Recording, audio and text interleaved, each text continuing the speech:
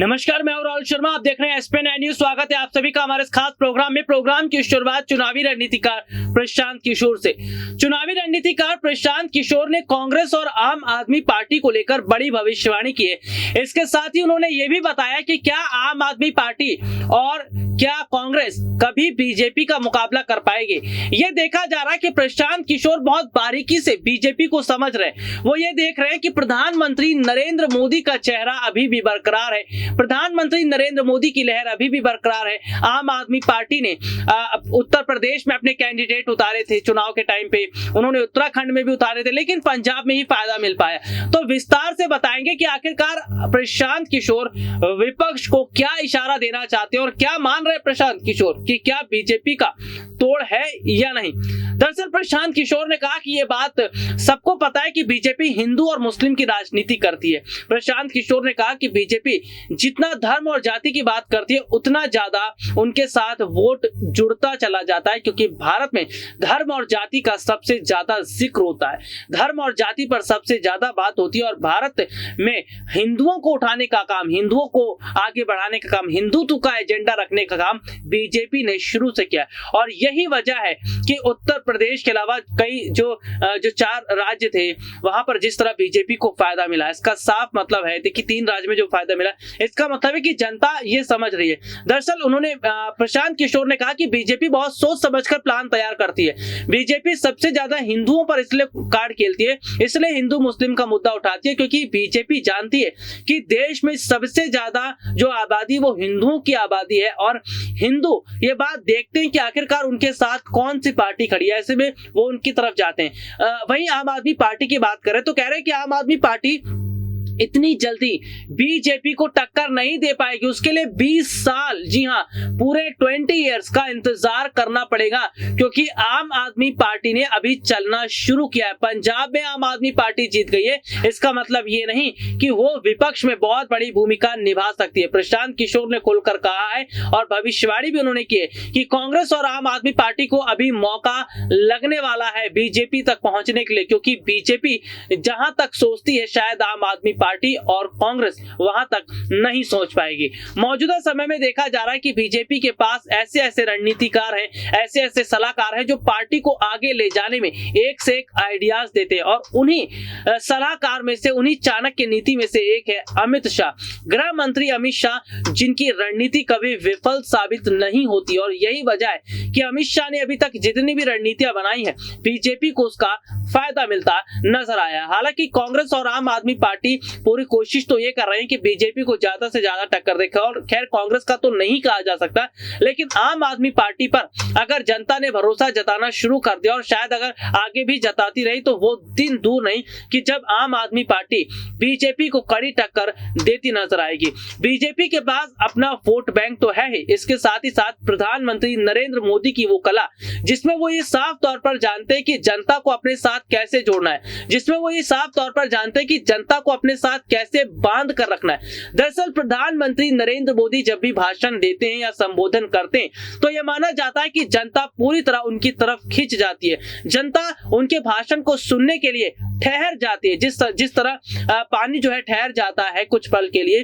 तो ये देखा जा रहा है कि प्रधानमंत्री नरेंद्र मोदी के भाषण अपने उस कला के जरिए वो जनता को साधने की कोशिश करते हैं, लेकिन वो कला कांग्रेस पार्टी के किसी नेता में नहीं है, आम आदमी पार्टी में नहीं है। हालांकि अरविंद केजरीवाल बाकायदा रणनीति तो बनाते हैं, अरविंद केजरीवाल के पास रणनीति तो है, लेकिन ये माना जा रहा है कि शायद अरविंद केजरीवाल की रणनीति जितनी है अभी उसको ग्रैब करने में आगे और ज्यादा टाइम लगता नजर आएगा। देखिए आने वाले समय में कई राज्यों में विधानसभा चुनाव है, तो साथ ही साथ साल 2024 को लेकर भी तैयारियां खूब जोरों शोरों से हो रही है। साल के अंत में गुजरात और हिमाचल में चुनाव होने वाले हैं और गुजरात हिमाचल चुनाव को लेकर पूरा फोकस कांग्रेस का भी है, आम आदमी पार्टी का भी है और बीजेपी का है। ये तीनों पार्टियां अपना दमखम दिखा रही हैं, ये तीनों पार्टियां बहुत ज्यादा आगे बढ़ती नजर आ रही। तो ये माना जा रहा है कि तीनों पार्टियां जिस तरह से काम कर रही हैं उसमें से बीजेपी को सबसे ज्यादा जो है अच्छा रिस्पांस मिलने की उम्मीद है, क्योंकि 4 राज्य में जिस तरह बीजेपी ने शानदार जीत हासिल की है उसके बाद ये माना जा रहा है कि बीजेपी ने पहले से ही गुजरात और हिमाचल की तैयारियां भी शुरू कर दी थी। गुजरात जो बहुत मायने में पीएम मोदी के लिए खास माना जाता है, क्योंकि गुजरात के सीएम भी रह चुके हैं पीएम मोदी। तो ये देखा जा रहा है कि गुजरात से बहुत बड़ा कनेक्शन बीजेपी का है। हालांकि आम आदमी पार्टी यहाँ पर कितनी सीटें निकालने में कामयाब होगी ये तो वक्त तय करेगा, क्योंकि इससे पहले जब गुजरात में विधानसभा चुनाव हुए थे वहां पर आम आदमी पार्टी को झटका लगा था। हालांकि कांग्रेस पार्टी की स्थिति भी गुजरात में बहुत ज्यादा मजबूत दिखती नजर आ रही है, लेकिन अगर टक्कर की बात करें तो शायद कांग्रेस पार्टी इतना टक्कर नहीं दे पाएगी जितना आम आदमी पार्टी देती नजर आ रही है। मौजूदा समय में जो सियासी हालात है, जो सियासी गणित है, जिस तरह की स्थिति दिखती नजर आ रही है, ये साफ तौर पर बता रहा है कि कहीं ना कहीं प्रशांत किशोर इशारों में विपक्ष को सलाह दे रहे। देखिए, नितिन गडकरी का जिक्र करना भी जरूरी है। नितिन गडकरी सड़क परिवहन मंत्री हैं। उन्होंने भी हाल ही में एक बयान दिया जिसमें उन्होंने कहा कि कांग्रेस पार्टी को कैसे मजबूत होना है और कांग्रेस पार्टी को अपना नेतृत्व कैसे मजबूत कर रहा है। तो ये देखा जा रहा है कि जो सलाह कांग्रेस के लिए दिया है नितिन गडकरी ने, कांग्रेस पार्टी के तमाम नेता उनकी सराहना कर रहे हैं, उनके इस फैसले पर अमल करते नजर आ रहे हैं। तो हालांकि ये देखा जा रहा है कि नितिन गडकरी भी ये बात समझ रहे हैं और तमाम राजनीतिक पार्टियां भी ये बात देख रही हैं कि वो कांग्रेस पार्टी है जो देश के मुद्दों को उठाने का काम कर रही है। आज कांग्रेस पार्टी भले ही ज्यादा राज्यों में नहीं है, भले ही 5 राज्य में कांग्रेस को नुकसान का सामना करना पड़ा है, लेकिन कांग्रेस ने अपनी आस नहीं छोड़ी है, कांग्रेस ने घुटने नहीं टेके हैं। कांग्रेस पार्टी अभी भी रोजगार के मुद्दों पर सवाल खड़ा कर रही है, अभी भी बेरोजगारी के मुद्दे पर सवाल खड़ा कर रही है, महंगाई को लेकर बात कर रही है, आर्थिक स्थिति को लेकर बात कर रही है, देश की जीडीपी को लेकर बात कर रही है। तो तमाम ऐसे मुद्दों को कांग्रेस पार्टी उठा रही है और बीजेपी के तमाम बड़े नेता इस बात को समझते भी है। दरअसल कांग्रेस पार्टी के कमजोर होने की सबसे बड़ी वजह यह है कि पार्टी जमीनी स्तर पर काम नहीं करना चाहती है। पार्टी जितना जमीनी स्तर से जुड़ेगी, कांग्रेस को आने वाले समय में उतना फायदा मिलता नजर आएगा।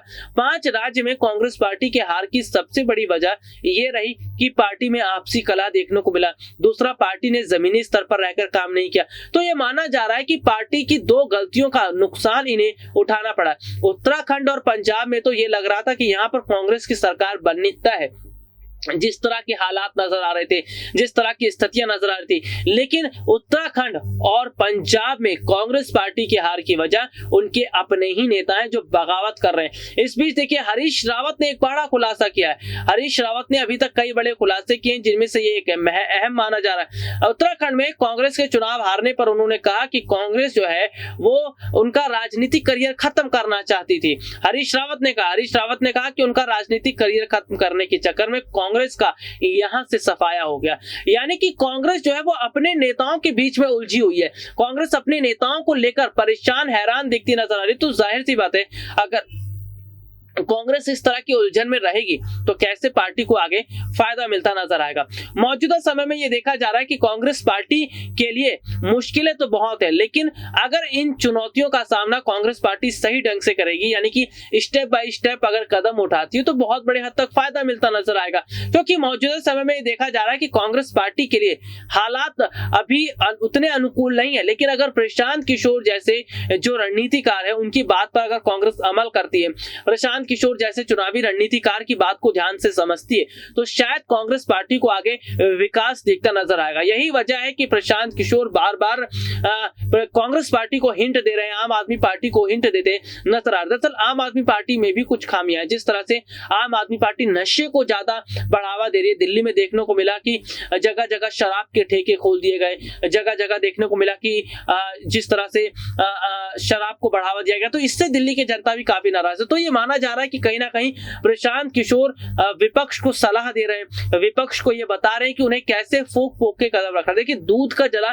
छाछ हमेशा फूक फूक के पीता है और कांग्रेस पार्टी को इस वक्त ये करना पड़ेगा। कांग्रेस पार्टी ये समझ चुकी है कि 5 राज्यों में जो हार उनकी हुई है उसमें आपसी कलह, पार्टी का जमीनी स्तर पर काम न करना, और सबसे बड़ी बात है राहुल और प्रियंका की रणनीतियों में कमी देखने को मिला।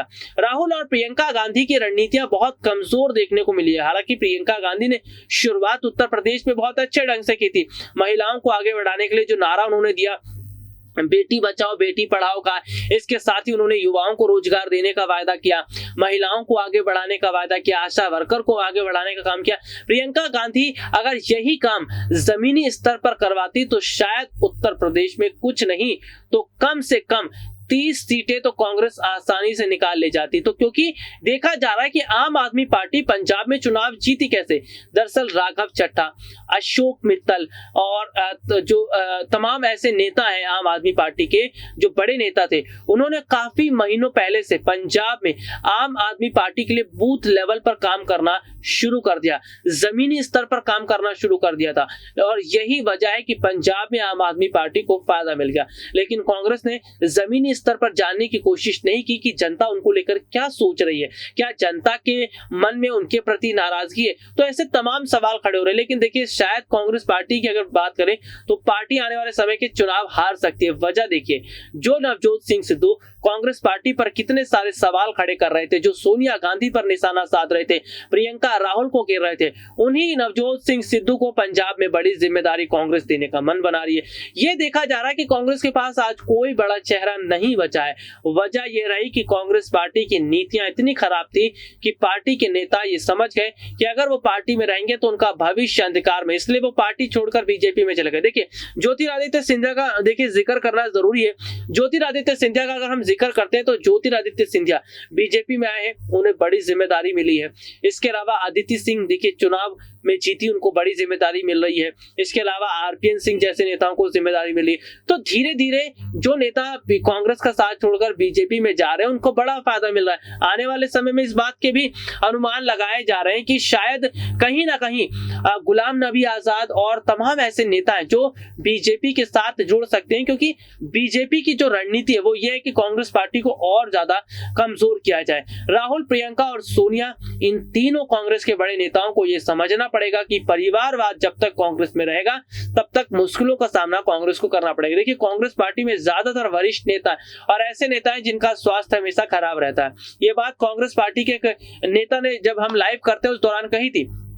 यूपी चुनाव के दौरान देखने को मिला कि कांग्रेस पार्टी ने अपने स्टार प्रचारक की लिस्ट में गुलाम नबी आजाद का जिक्र किया, उनको नाम शामिल किया, सोनिया गांधी, मनमोहन सिंह, तमाम बड़े नेताओं का नाम शामिल तो किया गया, लेकिन उन्हें जमीनी स्तर पर नहीं उतारा गया। क्यों? क्योंकि सोनिया गांधी का स्वास्थ्य खराब का हवाला दिया गया, मनमोहन सिंह के स्वास्थ्य को खराब का हवाला दिया गया, गुलाम नबी आजाद के स्वास्थ्य खराब का हवाला दिया। जब पार्टी में आपके ऐसे नेता हैं जो आए दिन बीमार पड़े रहते हैं, जिनका स्वास्थ्य अक्सर खराब रहता है, तो वो पार्टी को आगे क्या लेकर जाएंगे, वो क्या पार्टी को चलाएंगे? बीजेपी में देखिए भले ही वरिष्ठ नेता है लेकिन अभी भी उनके अंदर एक्टिवनेस देखने को मिलती है, जोश और जज्बा देखने को मिलता है।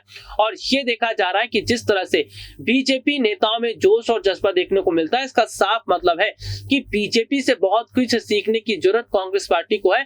और कांग्रेस पार्टी बार बार इस बात पर जोर देती भी रही है, कांग्रेस पार्टी बार बार इस बात को उठाती भी रही है, कांग्रेस पार्टी में इस बात पर आवाज भी उठती रही। G23 के जो नेता है उन्होंने हर समय ये बोला है कि कांग्रेस पार्टी में विकास होना चाहिए, कांग्रेस पार्टी में बदलाव होना चाहिए, पार्टी की नीतियां बदली जानी चाहिए। और कांग्रेस पार्टी की नीतियां जितने ज्यादा बदलेंगी उतना ज्यादा कांग्रेस को फायदा मिलेगा। देखिए, माहौल के हिसाब से, जिस तरह का समय चल रहा है उसके हिसाब से चीजों को अपग्रेड करना बहुत ज्यादा जरूरी है। जिस तरह से चीजों को अपग्रेड किया जा रहा है इसका मतलब है कि उनको आगे बढ़ाया जा रहा है। लेकिन कांग्रेस पार्टी वही पुराने ढर्रे पर चल रही, तो जाहिर सी बात है पुरानी चीजें अब ज्यादा नहीं टिक पा रही हैं। तो जितना ज्यादा कांग्रेस पार्टी को अपग्रेड किया जाएगा, पार्टी जितना ज्यादा बड़े कदम उठाएगी, उसका फायदा उन्हें जरूर मिलता नजर आएगा। खैर, देखना होगा कि गुजरात और हिमाचल चुनाव को लेकर कांग्रेस पार्टी जो रणनीति बना रही है उसका क्या उन्हें बड़ा फायदा मिल पाएगा। इसके साथ ही ये भी देखना होगा कि 2024 के लिए क्या कांग्रेस पार्टी की रणनीति बेहतर साबित होगी, क्योंकि फिलहाल ये देखा जा रहा है कि कांग्रेस पार्टी आपसी कलह के चलते जूझ रही है। कांग्रेस पार्टी को आपसी कलह के चलते काफी दिक्कतों का सामना करना पड़ रहा है। तो कांग्रेस पार्टी जो आपसी कलह के चलते परेशान है, अपने नेताओं के चलते परेशान है, तो ये नेता क्या पार्टी को आगे लेकर जाएंगे, ये पार्टी कैसे आगे बढ़ सकती है। तो यहाँ पर कांग्रेस पार्टी भले ही बैठक कर रही है, भले ही मीटिंग कर रही है, लेकिन उस मीटिंग का उतना फायदा भी नहीं मिल रहा। तो ये माना जा रहा है कि कांग्रेस पार्टी को एक के बाद एक कई बड़े कदम उठाने पड़ेंगे, तभी फायदा मिल पाएगा। आज के लिए इतना ही, आपसे फिर दोबारा मुलाकात होगी, तब तक के लिए इजाजत दीजिए, नमस्कार।